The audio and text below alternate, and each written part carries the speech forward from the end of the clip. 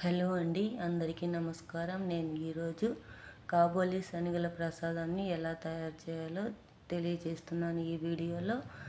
ముందుగా మనము కడాయి తీసుకొని స్టవ్ మీద పెట్టుకొని బాగా వేడైన తర్వాత అందులో ఆయిల్ వేసుకోవాలని.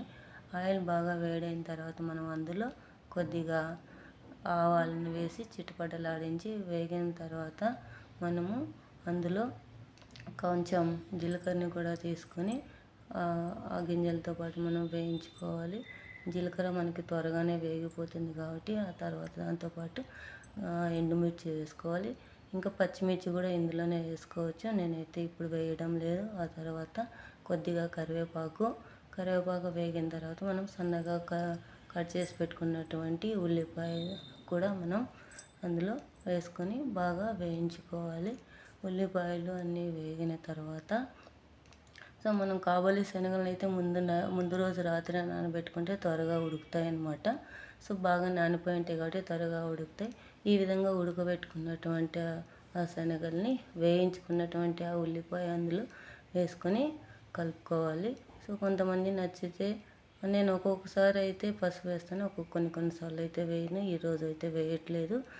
అంతా కలుపుకున్న తర్వాత పచ్చి కొబ్బరి అలాగే పచ్చిమిర్చి రెండు మిక్సీకి వేసేసి అందులో వేసేసి ఆ ఉల్లిపాయలతో కూడా వీటిని చెన్న మొత్తం కలిపేసుకోవాలండి.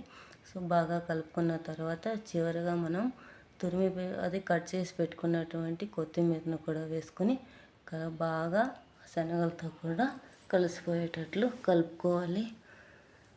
ఇలా కలుపుకున్న తర్వాత మనకి శనగల ప్రసాదం అనేది రెడీ అయిపోతుంది.